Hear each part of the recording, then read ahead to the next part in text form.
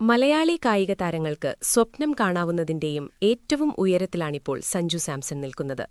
ഒരു മലയാളിയുടെ കരുത്തിൽ മത്സരം ജയിക്കുന്നതുപോലും അസാധ്യമെന്നു കരുതിയിടത്ത് സഞ്ജു ഒരു ലോകകപ്പ് കിരീടം തന്നെ ഇന്ത്യക്കായി നേടിയെടുത്തിരിക്കുന്നു. ഇതിനപ്പുറം ഒരു മലയാളി ക്രിക്കറ്റിന്റെ ഏതെങ്കിലും ഒരു തലത്തിലെത്തുമോ എന്നതിന് കാലമുത്തരം പറയണം.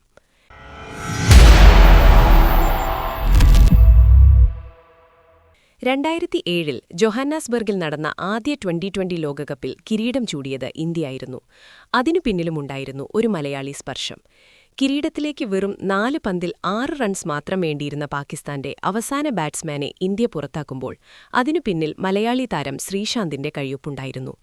ഒറ്റയ്ക്ക് കളി ജയിപ്പിക്കുമെന്ന് കരുതിയ മിസ്ബാഹുൽ ഹക്ക് ഷോർട്ട് ഫൈൻ ലെഗിനു മുകളിലൂടെ ജോഗീന്ദർ ശർമ്മയുടെ പന്ത് സ്കൂപ്പ് ചെയ്തപ്പോൾ ചെന്നുവീണത് ശ്രീശാന്തിന്റെ കൈയിലായിരുന്നു. 5 റൺസിന്റെ വിജയവും ഇന്ത്യയ്ക്ക് കിരീടവും നേടിക്കൊടുത്ത രോമാഞ്ചമാർന്ന നിമിഷം.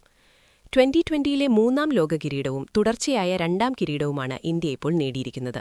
അത്യപൂർവമായ ഈ നേട്ടത്തിന് നടുവിൽ നിൽക്കുമ്പോൾ മലയാളികളെങ്കിലും അറിയാതെ ഈ 2 താരങ്ങളെയും താരതമ്യം ചെയ്തു പോകും: ശ്രീശാന്തിനെയും സഞ്ജു സാംസണെയും.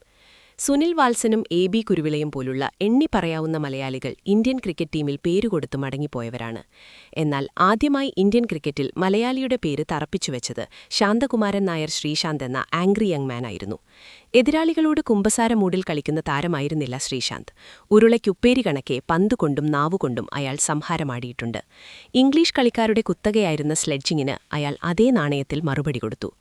എന്നാൽ ശ്രീശാന്തിനേക്കാൾ അക്രമാസക്തമാണ് സഞ്ജുവിന്റെ കളി. പക്ഷേ അത് തന്റെ ബാറ്റിന് നേരെ വരുന്ന പന്തുകളോട് മാത്രമേ അയാൾ കാണിക്കാറുള്ളൂ. ഗാലറികളിലേക്ക് പന്തുകളെ പറത്തിവിടുമ്പോഴും അയാളുടെ മുഖത്തൊരു ധ്യാനത്തിന്റെ ശാന്തതയുണ്ടാവും. 2024ലെ ലോകകപ്പിൽ ടീമിലുണ്ടായിരുന്നിട്ടും ഒരു മത്സരം പോലും കളിക്കാൻ അവസരം കിട്ടാതിരുന്ന താരമാണ് സഞ്ജു. 2 വർഷം പിന്നിടുമ്പോൾ നിർണായകമായ 3 കളികളിലൂടെ അയാൾ ടീമിനെ കിരീടത്തിലേക്ക് എടുത്തുയർത്തി. ചരിത്രത്തിലാദ്യമായി ഒരു മലയാളി ലോകകപ്പിൽ പ്ലെയർ ഓഫ് ദ ടൂർണമെന്റ് നേടി. അഹങ്കരിക്കാവുന്ന നിമിഷങ്ങളിലൂടെ കടന്നുപോകുമ്പോഴും അയാൾ വിനയാൻവിതനായി നിൽക്കുന്നു.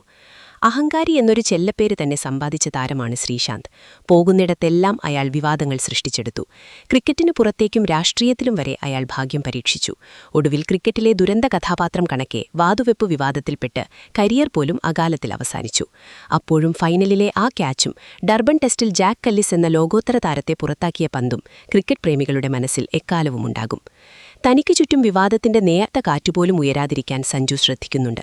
ടീമിനകത്തോ പുറത്തോ എന്ന അനിശ്ചിതത്വത്തിന്റെ കാലത്തുപോലും അയാളിൽ നിന്ന് അധികപ്പറ്റായി ഒരു വാക്കുപോലും വീണിട്ടില്ല. സ്റ്റമ്പിനു പിന്നിൽ ബോളിന്റെ ചലനങ്ങൾ ശ്രദ്ധിച്ചു നിൽക്കുന്ന വിക്കറ്റ് കീപ്പറെപ്പോലെ തന്റെ അവസരങ്ങൾക്ക് വേണ്ടി സൂക്ഷ്മമായ കണ്ണുകളോടെ അയാൾ നിലയുറപ്പിച്ചു. 10 വർഷം മുമ്പ് ചാനലുകൾക്ക് നൽകിയ അഭിമുഖത്തിൽ തന്റെ ലക്ഷ്യത്തെക്കുറിച്ച് സഞ്ജു പറഞ്ഞ വാക്കുകൾ ഇപ്പോൾ വൈറലാണ്. ഇന്ത്യൻ ടീമിൽ കളിക്കുക മാത്രമല്ല, കളി ജയിപ്പിക്കുന്ന താരമായി മാറുക എന്ന 10 വർഷം മുമ്പ് കുറിച്ചിട്ട തന്റെ സ്വപ്നം അയാൾ സാധ്യമാക്കിയിരിക്കുന്നു. ഒരു ലക്ഷ്യത്തിലേക്ക് ഉറപ്പിച്ചു പുറപ്പെടുന്നവരെ തടുക്കാൻ ആർക്കുമാവില്ലെന്ന ആത്മവിശ്വാസം അയാൾ തനിക്കു ചുറ്റുമുള്ള ലോകത്തോട് പ്രസരിപ്പിക്കുന്നു. കിട്ടുന്ന അവസരങ്ങൾ പ്രയോജനപ്പെടുത്തുന്നില്ല എന്നതായിരുന്നു സഞ്ജുവിന് ഏറ്റവും കൂടുതൽ നേരിടേണ്ട വന്ന വിമർശനം. ഒരു കളിയിൽ ഫെയിം ആയില്ലെങ്കിൽ അടുത്ത കളിയിൽ പുറത്തിരിക്കേണ്ട വരുമെന്ന ഭയാശങ്കകൾക്ക് നടുവിൽ ഇന്ത്യൻ ടീമിലെ മറ്റൊരാൾക്കും ഇങ്ങനെ കളിക്കേണ്ട വന്നിട്ടില്ല. തുടർച്ചയായി ഡക്കായിട്ടും അഭിഷേക് ശർമ്മയ്ക്ക് കിട്ടുന്ന ഔദാര്യം സഞ്ജുവിന് ഇന്ത്യൻ ക്രിക്കറ്റിലെ മേലാളന്മാർ അനുവദിച്ചിരുന്നില്ല. ആർക്കു പകരമാണ് താൻ സഞ്ജുവിനെ കളിപ്പിക്കുക എന്ന പരിഹാസ്യമായ ചോദ്യം പോലും ഇന്ത്യൻ ക്യാപ്റ്റൻ സൂര്യകുമാർ യാദവ് ഉയർത്തുകയുണ്ടായി. വെസ്റ്റ് ഇൻഡീസിനെതിരായ മത്സരം ജയിപ്പിച്ച് ഡഗ്ഔട്ടിലേക്ക് വന്ന സഞ്ജുവിനെ നോക്കി തൊപ്പിയൂരി സൂര്യകുമാർ നൽകിയ വണക്കം ഒരു ക്ഷമാപണമായിരുന്നു.